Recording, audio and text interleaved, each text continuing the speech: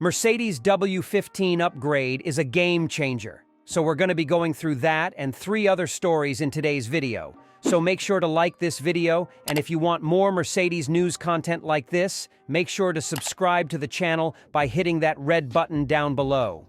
The first story is Mercedes reveals specific area of W15 focus on upgrading following Melbourne disaster. Mercedes will look to bounce back from their Melbourne woes with a stronger showing in Japan, the team having used the time between rounds to focus on improving the W15 in a way that will certainly please Lewis Hamilton.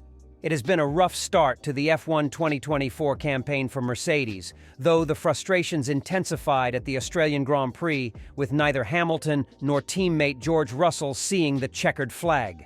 Hamilton dropped out with an engine failure, while Russell crashed in the closing stages while pursuing Fernando Alonso. It was after his Q2 elimination that Hamilton bemoaned the inconsistency of the W15, having in the final practice session finished within a tenth of Charles Leclerc's P1 time in the Ferrari. So, Hamilton will be delighted to hear from Mercedes boss Toto Wolff that the team has knuckled down on making the W15 more consistent as Formula One arrives at the 4th stop on the F1 2024 calendar, the Japanese Grand Prix. After a difficult weekend in Australia, it's good to get back racing in Japan this weekend, said Wolff. Since Melbourne, we have been focused on improving the consistency of the W15. The car has shown signs of strong performance on occasion, but we've struggled to deliver this at the critical moments across the first 3 races. Suzuka, with its famously fast sweeps mixed with some low-speed content plus elevation change, will provide a different challenge to the circuits we've raced at so far. It is therefore another good opportunity to build on our learnings and analyze the work that has been undertaken since Australia. The Japanese GP has come around earlier this year, with Formula One's visit to Suzuka traditionally having taken place in the closing stages of the World Championship in recent times. Wolff, though, does not believe this will have a major impact on the track conditions, and certainly not on the always passionate and lively Japanese F1 fan base. We head to Japan at a slightly earlier time of year than usual this season, Wolff noted. Whilst it is unlikely to have a major impact, it will be important to understand any differences that this causes in terms of track conditions.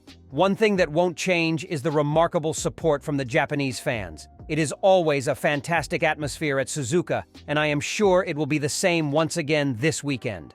Mercedes go into the Japanese Grand Prix P4 in the Constructors' Championship, 71 points behind leaders Red Bull. It wasn't only Red Bull that suffered a rare DNF in Melbourne, for both Mercedes failed to make it to the checkered flag, their first double DNF since 2018 at the same venue. While a George Russell crashed on the penultimate lap in his pursuit of Fernando Alonso, teammate Lewis Hamilton suffered an engine issue just 15 laps into the race. Nonetheless, technical boss James Allison is confident that reliability is not another issue for Mercedes to worry about. DNFs are thankfully a rare thing for us, says the Briton in the post-Melbourne debrief. We have drivers who are particularly good at keeping it on the island, and our reliability overall is a strong point. It is unusual to have a double DNF like that. It is certainly not something we expect to punctuate our season. What we are more focused on is the pace, he continues, because if you get the pace sorted out, the season will be okay whatever happens. The baseline reliability of the car, our procedural approach to it, and the skill of our drivers will tend to keep you clear of DNFs, he insists. All our focus is on the pace, knowing that those other foundations are in decent shape. Referring to the issue with Hamilton's power unit, he admits that it remains a bit of a mystery.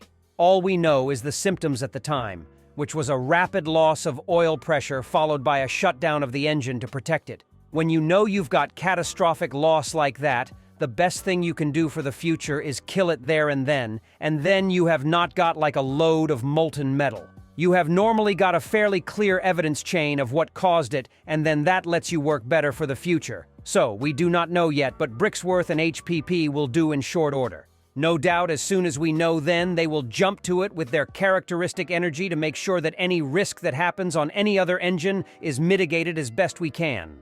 The second story is, Russell expects Mercedes to give new F1 teammate equal treatment. Mercedes has consistently avoided publicly backing a #1 driver during the stints that Nico Rosberg, Valtteri Bottas, and now Russell have had alongside Hamilton since 2013.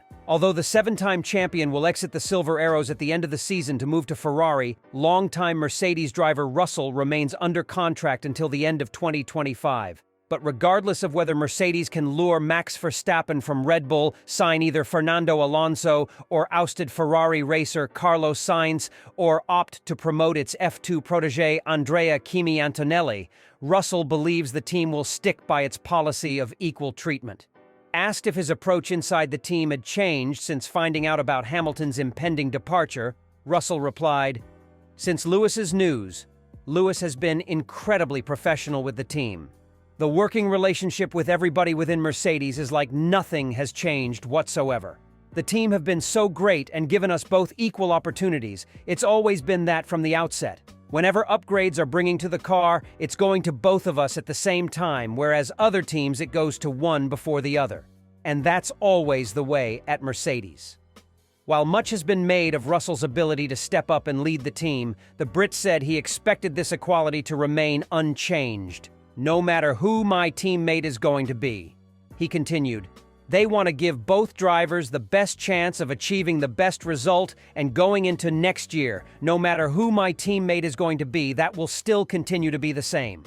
Wolff has gone on the record to say Verstappen is his #1 pick for 2025, with the Dutch driver less certain to see out the rest of his Red Bull contract, expiring at the end of 2028, given the instability surrounding team boss Christian Horner and advisor Helmut Marko.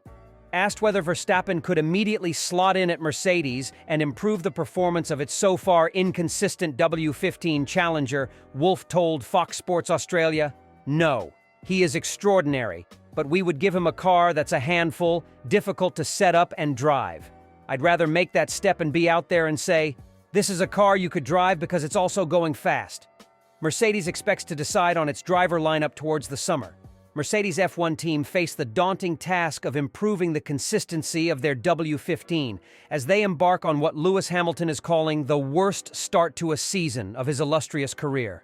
After his DNF in Melbourne, Hamilton lamented on Sky F1, "It's the worst start to a season I've ever had. It's worse than 2009. It's tough on the spirit for everyone in the team when so much work has been going on over the winter. You come in excited, driven, and motivated with the mindset you're going to be fighting for wins, then that's not the case. Then you think, okay, maybe second or third, and that's not the case, and it cascades a bit further down and you go through the motions," explained the seven-time F1 world champion. Right now, the Mercedes W15, in its 4 races of existence, has been consistently bad, to be precise.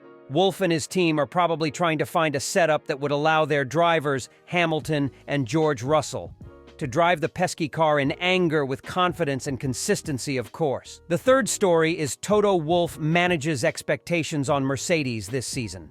In the face of ongoing challenges with its cars since the change in regulations in 2022, Mercedes chief Toto Wolff has tempered short-term expectations for the team's Formula One progress, advocating a strategic view that spans the long term rather than immediate race seasons. The Mercedes Formula One team is navigating through one of its most challenging phases in the sport. Having previously set the benchmark with an unparalleled run of 8 Constructors' Championships from 2014 to 2021, the team finds itself grappling with the complexities of the current ground effect regulations. Wolff has candidly positioned the team's current state within a broader narrative of rebuilding and recalibration, underscoring a commitment to a long-term vision for success. The transition to ground effect aerodynamics has not been kind to Mercedes, a stark contrast to their earlier domination. The team's innovative approaches, including the zero-pod concept, have not yielded the anticipated advantages, and this has meant that the team started on the back foot this season compared to the likes of Red Bull, who have been able to evolve a successful concept since its inception in 2022.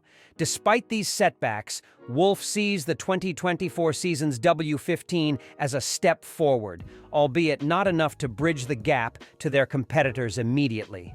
Mercedes' introspection revealed a discrepancy between their simulation results and real-world performance, a challenge that has persisted despite various technical overhauls and changes in technical staff. "I think we've lost our way at the beginning of 2022, Wolff admitted to Fox Sports Australia via Motorsport Week. Because all our tools and systems gave us cars that were winning championships every year, and then the new regulations were very much around the ground effect. That means all the suction happens through the floor, and we came out with a car that showed all the promises on the data and in the wind tunnel, but we didn't deliver. Since then, we've changed everything from the layout, the suspension, the driver's position, the gearboxes, but it seems that the fundamental issue is at the core. We haven't solved that. It's fair to assume that, unless the Brackley squad strikes gold and makes a McLaren-sized jump in their development, they will not be fighting at the top of the grid this season. Again, I'm looking at it with a very long-term perspective, the team chief said. I'm part of the team as a coach, co-shareholder, and I think I want to look back in 10 years and 20 years and say, there's been many more championships that we won, but you need to be realistic about what you can achieve in a single weekend.